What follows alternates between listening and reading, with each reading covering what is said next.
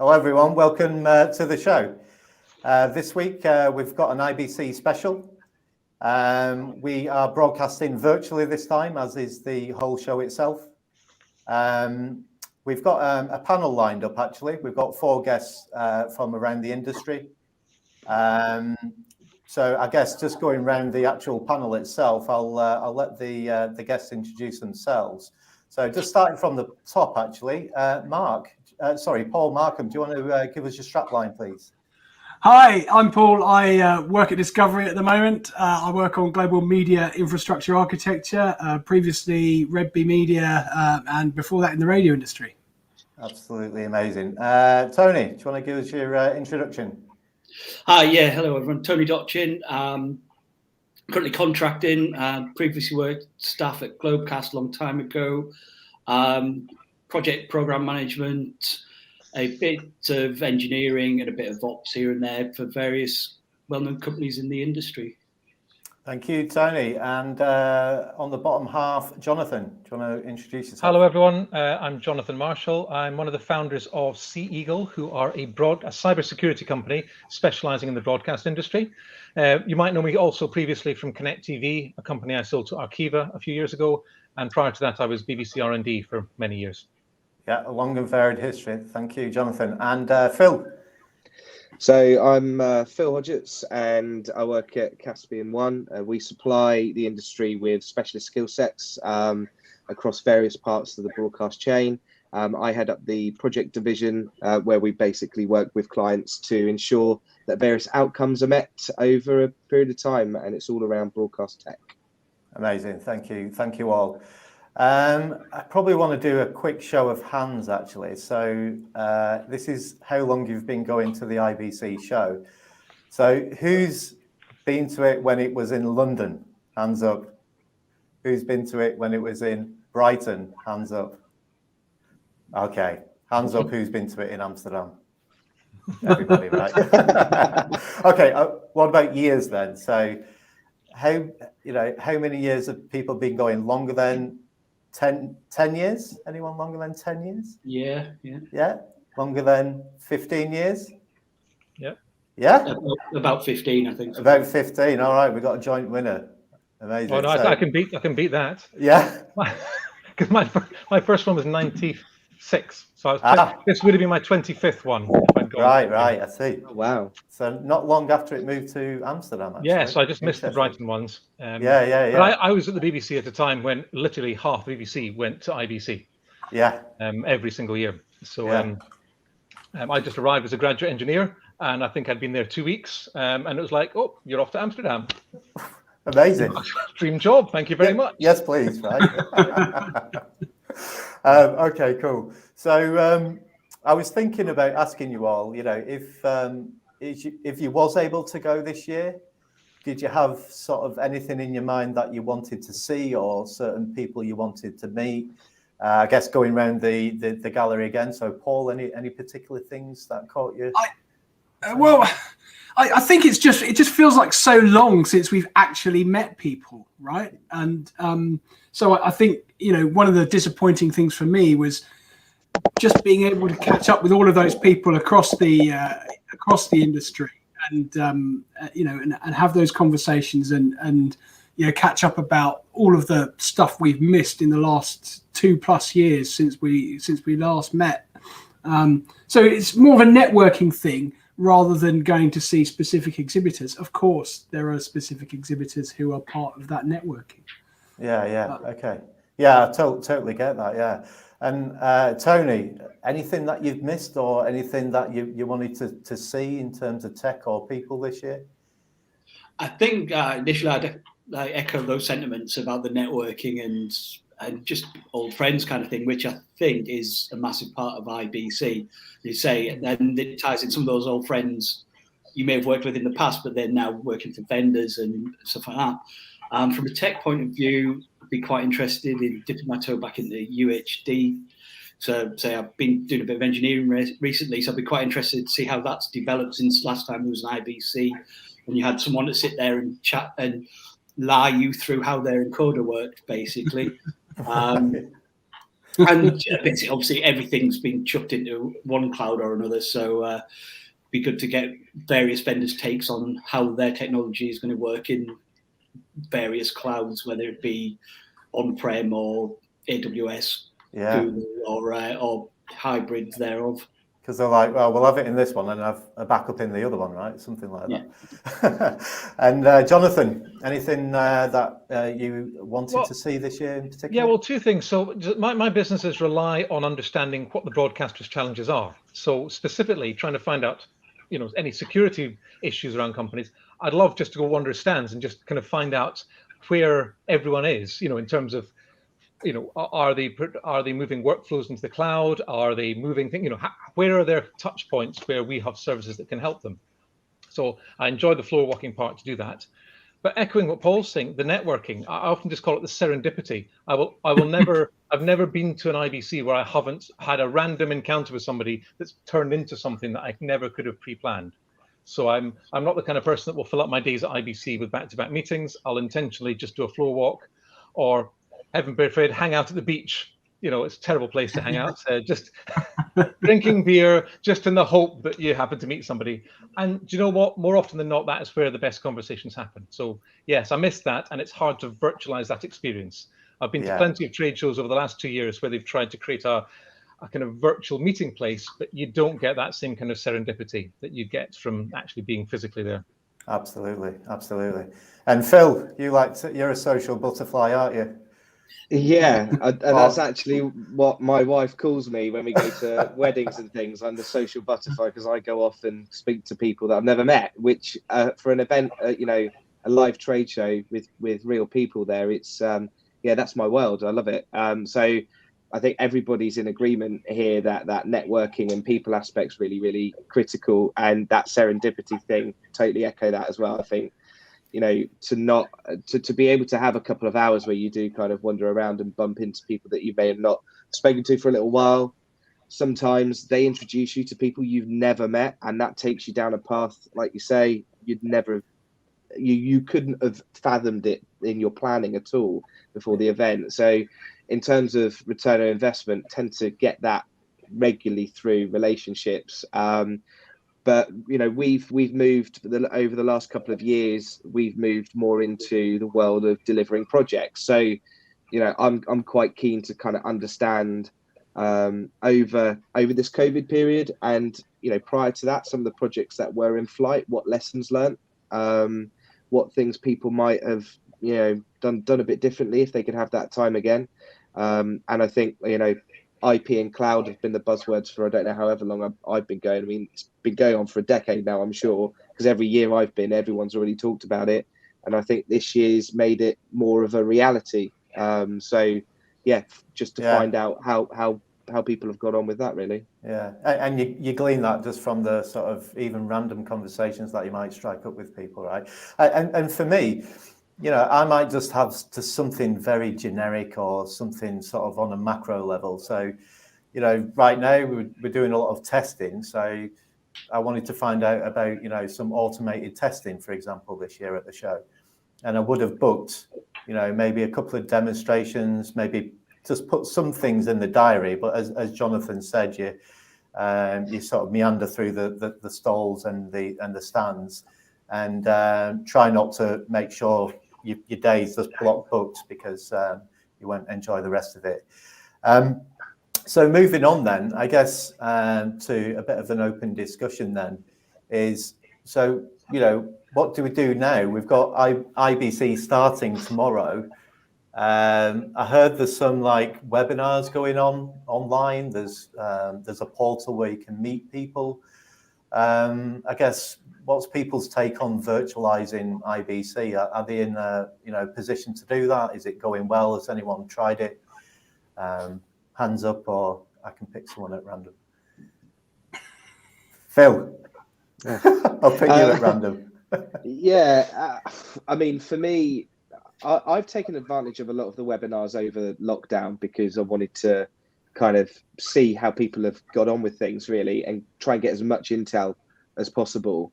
And it has benefited me. I think My issue with IBC being over the weekend and being digital, I think it's available until March anyway, or something like that. But I mean, I've got 2 young kids, and I look after both of them all day on a Saturday.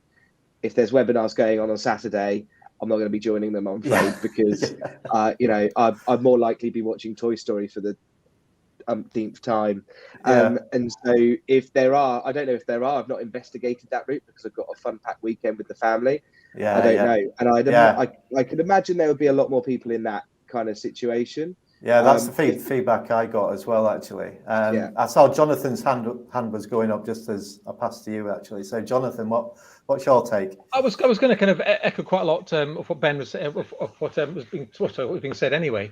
So I have taken advantage, but they've been very one way. So the seminars I've been involved with, both as a presenter and as a kind of attendee on virtual conferences, it's a flow of information. It's a great way of learning stuff. But even when I've gone to the kind of pop-up meeting rooms, they've not kind of resulted in the kind of fruition of conversations I would like. I'm going to echo the point that's just been made about the weekend. I always treated IBC as a part jolly and part work. So I'd quite often go for the whole duration, but maybe take an afternoon off or even a whole day off and just go sightseeing or something. And even take the family and actually make it into a bit of a holiday, because my wife was actually born in The Hague, so there's a kind of family connection there anyway. So it worked really well to make IBC as a kind of a mini break as well as an actual business activity. And so, I mean, a lot of when I first started, I didn't have a family, didn't have kids. I now have kids, so I'd already arranged for my kids to be looked after this weekend, so I could go to IBC. Right. Okay. So they are being looked after. So I'm not going to sit at home in an empty house while my kids are being looked after. So I'm going off on a 2-day bike tour with my wife, starting tomorrow afternoon. So I'll miss some of it, but that's just my personal kind of setup. Weekends work well when you can go there. I'm not sure it works as well as a virtual experience, is the kind of the bottom line of what I'm trying to say. Yeah. And Paul, I saw you've been nodding profusely there. Is it in general agreement then? Yeah, I mean, I'm not going to spend my weekend watching webinars. I mean, it's not going to happen. I've like everyone else, by the sound of it, I've spent a lot of the last couple of years. It's almost that now, isn't it?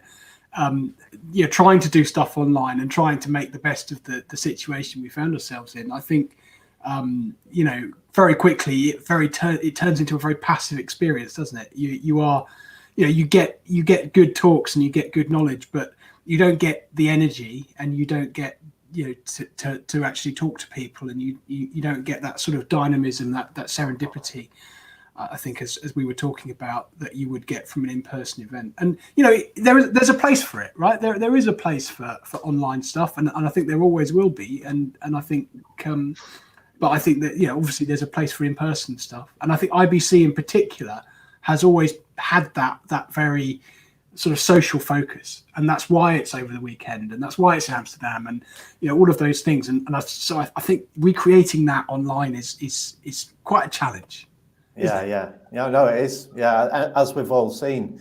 And Tony, is there anything you'd like to add on that? Yeah. I think obviously it kind of touches on all the different points that people have made so far. I think what you do lack is atmosphere. And another point I think is quite pertinent at this point. Obviously, we're in an industry where we're lucky we've been able to ride out the pandemic and mostly work from home. And if you sat at home staring at a screen every day, then do you still want to sit and stare at that screen over a weekend watching the online content, however good it may be?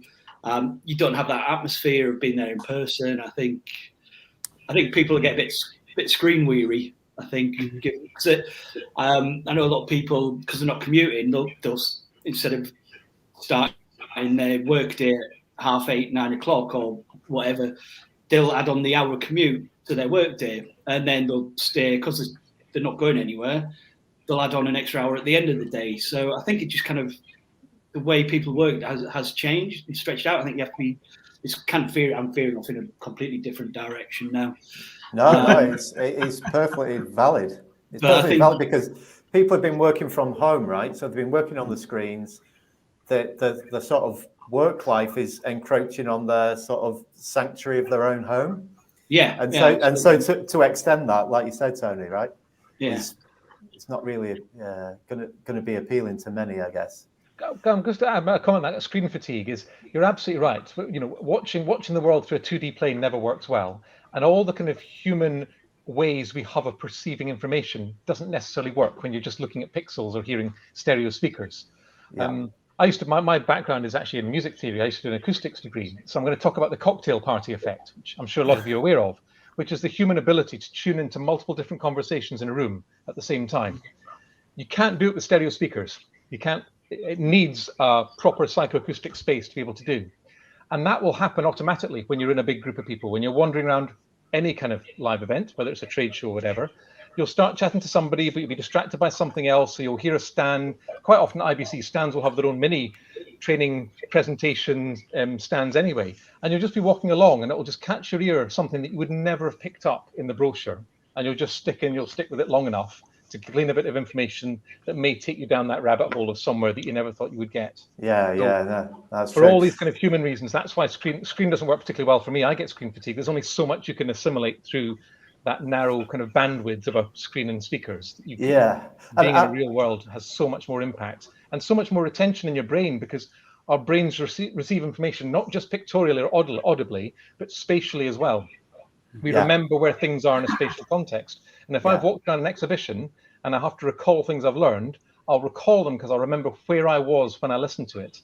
If I just sat at my screen all day, I'll have a far harder time recalling it because I didn't move around. I wasn't in a different place. Yeah, you're like, oh, it's near that hole 7 sign, like just down there. Yeah, exactly. And you will. Our brains are designed to do, well, not designed. We've evolved to do that. There's probably some evolutionary benefits to having that, but we're very good at remembering spatial awareness. And I wanted to ask you all, you know, what else is out there? So is IBC equipped to do this virtual stuff because they spent, 50 years doing in-person events? Because we've got other players on the scene, Devonshire's, IABM, and DPP. What's the comparison like? Is because they've started from the virtual side, right? Is it different for them than it is for IBC to do this virtual stuff? I get a very different benefit from those other seminars to what I do with IBC, or what I have done with IBC. They're really, personally, I'm a big fan of the DPP.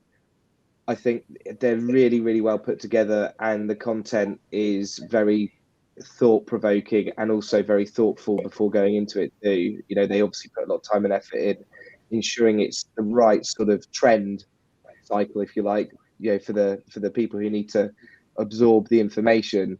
And they've got some great people working for them who make that happen too. So I think they're better equipped. They feel better equipped. But that's just my personal preference. But that's online. I still 100% need to be around people, at a trade event. I don't think trade shows are going to necessarily die, because of the online stuff. If anything, it's going to be COVID that's going to have had a bigger impact on the trade shows, Yeah. Because I mean, all those other ones that you just mentioned are all sort of in office hours, so you can, block an hour out and go and watch the webinar and then go back to your work. Whereas, trying to do it out of hours and the weekend, people. Yeah, and Devoncroft's really quite, the guy Josh who does it, he can be kind of I can't think of the word that I'm trying to mean, but he goes at it from a very different angle, and can be very harsh as well to some of the technology businesses out there that they have to do more or they have to think differently. And I like that. I like to kind of see somebody call people out, but that part you don't necessarily get from attending trade shows. Yeah, it's a trade-off, right? So let's get back to the IBC theme then. So, I think we've all got some stories in our back pockets about our times at IBC. Now, I don't want to get in trouble with Ofcom, guys, so you've got to keep it clean. But I mean, most of them involve you, Ben. So, I'll start with mine. I mean, the most sort of random one I happened to sort of get involved in was this boat. So I'd always heard about these boats, and Yeah. I came out the back of the halls near the beach bar area, and there was this one last boat there, and they're like, "Oh, do you want to come on?" I'm like, "Yeah, sure." I've no idea where it's going, but in my brain, I thought it was going straight down to the centre, but it didn't. It sort of veered off and went sort of a mile or two west somewhere. And they ended up at this sort of hotel grounds, and sort of I think it was Avid who was hosting a party there. And then it wasn't a return trip. That was it. That was your finish. That's where you got dropped off. So people are like, "Where are you? You're supposed to be meeting for dinner and stuff." I'm like, "Oh, I'm like 4 miles away, out west somewhere." So the boats are an interesting one, aren't they? Because I think the trick with the boat, and people do this for parties as well, Ben. The trick with the boat is that people are trapped, right? For the duration of wherever you're going. Yeah. And so I guess it's quite a useful sales tool. It's like, here, have some beer. You're trapped here. You're on a boat. We're going to sell you something. Yeah. Like our company. Did it work? Did you buy something, Ben? No. I didn't buy a new edit suite or anything like that, but it was a good knees up. Any other interesting stories, Paul, or memorable moments, sort of things that really stand out over the years? I was going to mention boats as well, but I will say that I remember my first time going to IBC, which was probably about 10 years ago, and I do remember looking around at sort of 4:30 and thinking, is this turning into a beer festival? Because suddenly all of the, half the stands have suddenly got taps. So that appeared from nowhere. They've got that tap. They normally got Heineken on them, and they're normally just handing out glasses of beer. I think, I know it happens at other shows that you go to, but I think at IBC it was always particularly pronounced that there would be a large Heineken presence, let's say. Yeah. And they've taken it to the next level as well. If I could just extend on that. Yes, they've all got the tap, but now they've got their own mixologists doing cocktails for you. And one of the last IBCs I went had a professional shucker doing oysters and Guinness. And I'm thinking, where do you go from here? It's all like a one-upmanship of how good your because they all do this kind of end of day thing on most stands. And if you happen to be at the stand at the end of the day, you're kind of caught up in that. Yeah. No, it's a common theme, and that's everyone's got a similar story. Tony, have you got any nuggets you want to share with us?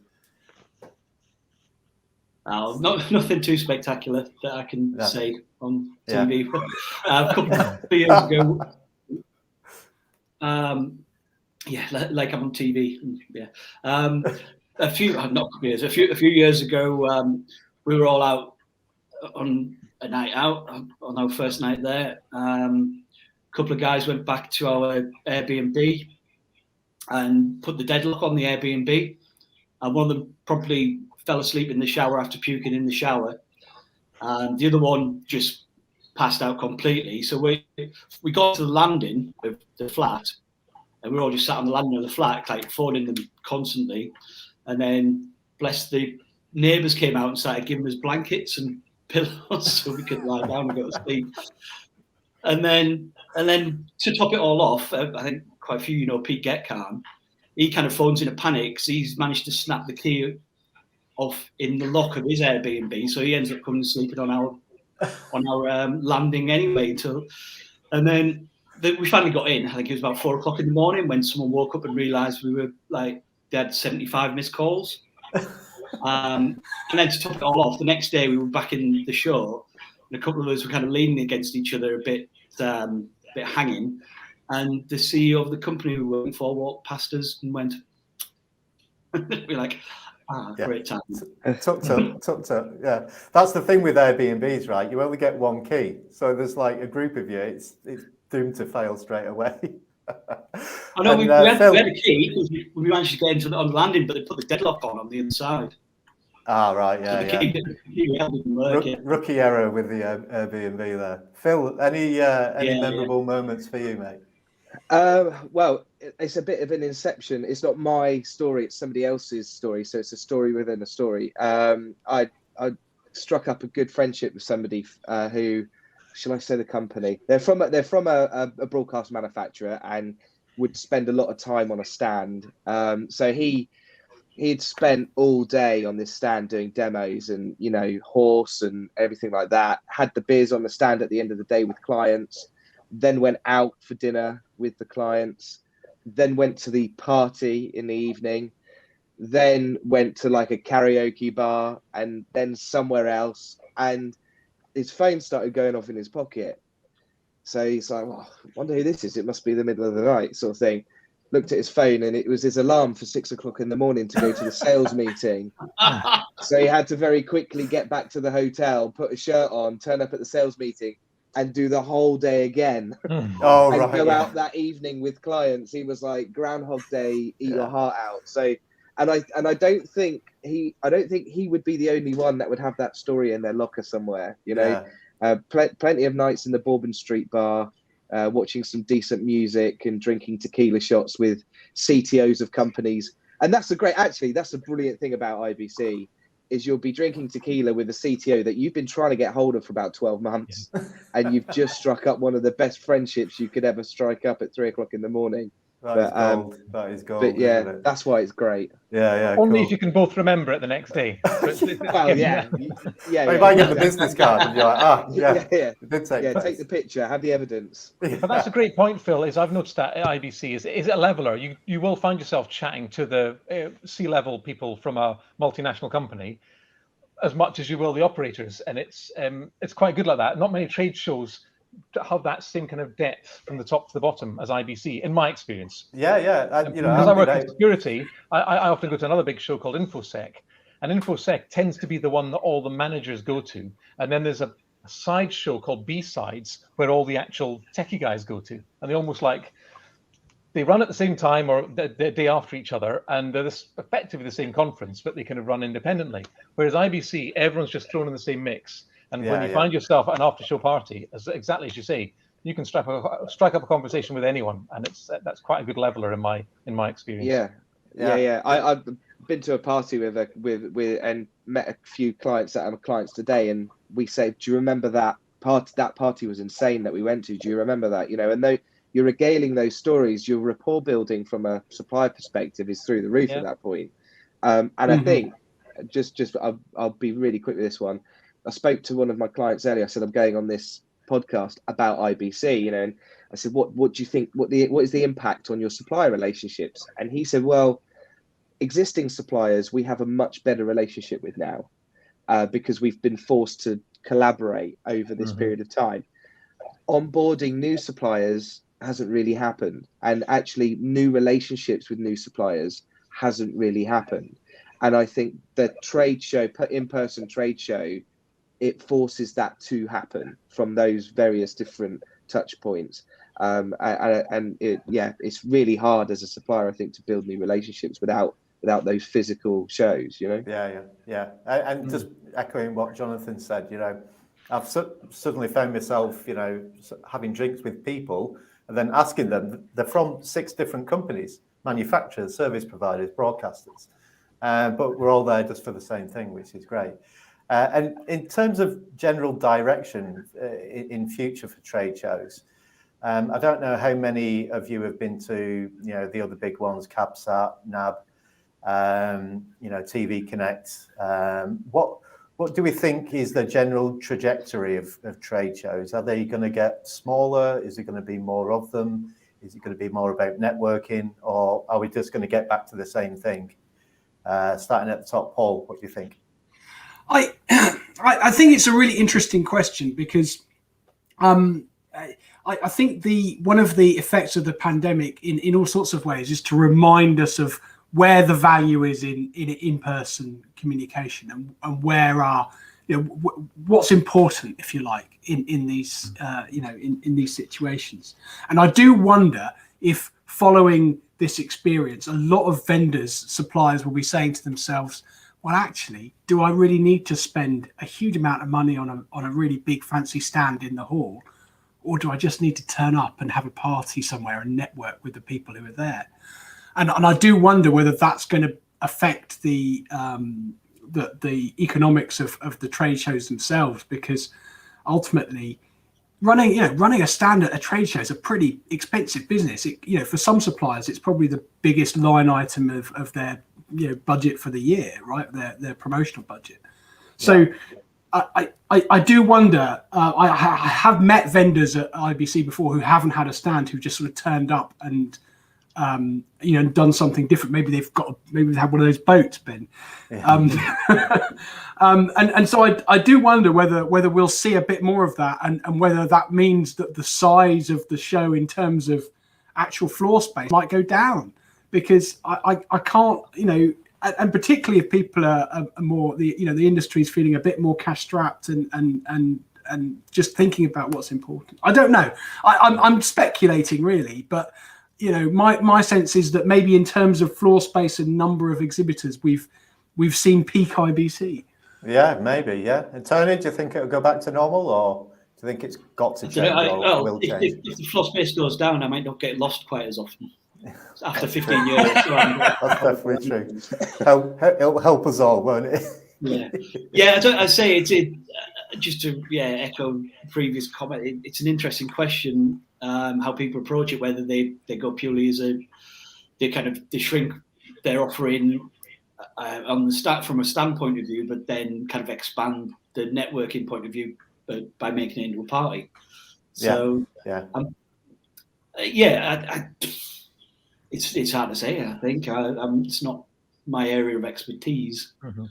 Jonathan, what do you think? Is it going to change? So I'm going to go back to kind of the kind of human aspect. I think we're all social beings, so I think there is a desire for people to meet up anyway, whatever it is, and the trade shows, will fill that void. Now, there's probably an example of being too many. I remember when I was I'm probably in London, maybe about 10 years ago, the number of broadcast trade shows was getting a bit ridiculous. I remember BVE, TV Connect, Production Show, there's probably a couple others I can't remember, plus IBC and NEB. There was pretty much every month of the year, there was another trade show. And you think this is probably getting, and I was living in London, so it wasn't a big deal because they were either at Excel or Olympia. But for people traveling in, because they were trying to market themselves as international shows, it was probably too much. So I think the consolidation of those shows has been a net effect of that. So BVE and Production Show merging is an obvious example of that. I do think the big international ones, NAB and IBC, will still be desired as a way of getting those people across the waters to be in one place. I run small businesses. I don't have a big traveling budget to go stateside or Asia side very often, but if I can go to NEB or IBC once a year, that's a good excuse to be able to see a bunch of people in those territories that I wouldn't otherwise see. Yeah, because some of those shows ended up in hotels that just didn't have the same sort of atmosphere, right? And Phil, what do you think, general trajectory of the trade shows? Well, I mean, I personally think we're halfway through this pandemic at the moment. We've got a winter to live through with jabs all around the world. And there's some countries who, I think I heard Africa have only jabbed 8% of their population. I think there's a lot of healing to do before things can get back to any form of big normal, just globally. But talking about actually kind of trade shows kicking back off again, and I can imagine NAB's going to go ahead in April no matter what, because of the way things have been moving in America. Because it was cancelled, wasn't it, this year, and not reinstated this year. So I think it will go ahead as normal, and it'll be really interesting to see what that looks like footfall wise, to understand then how we move forward with IBC. There's 100% a place for it, but I think everybody else is spot on. It will be smaller, but it's still required for that kind of social interaction and opportunity to just get to know more people. That's what I want them there for. That's what they're there for me for. I like seeing all the cameras and stuff and playing with the buttons and things, but other than that, they're there primarily to go and say hey and to meet new people. So they definitely have a place. 100%. Okay, amazing. I love those little sort of brightly multicolored buttons that you get. Great, aren't they? You're a simple man, is Phil. I could have a bank of those right here. Hey. Because when you press that one, Take next. Okay, cool. So I'm just going to wrap up with a quiz actually, and wish Merry Christmas to all the podcast listeners. This is a quick fire round, so there's no prizes, but I just found some trivia on IBC, so wanted to test your quiz skills. So who can name the year that IBC launched? Hands up. Okay, run out of time. 1967 it started. Wow. 67. 1967, yeah. What year did it move to Brighton? Hands up. No? I'm going to say 87. 1980, IBC moves to Brighton. Okay, next question. What year did it move to Amsterdam? Hands up. Tony. 96.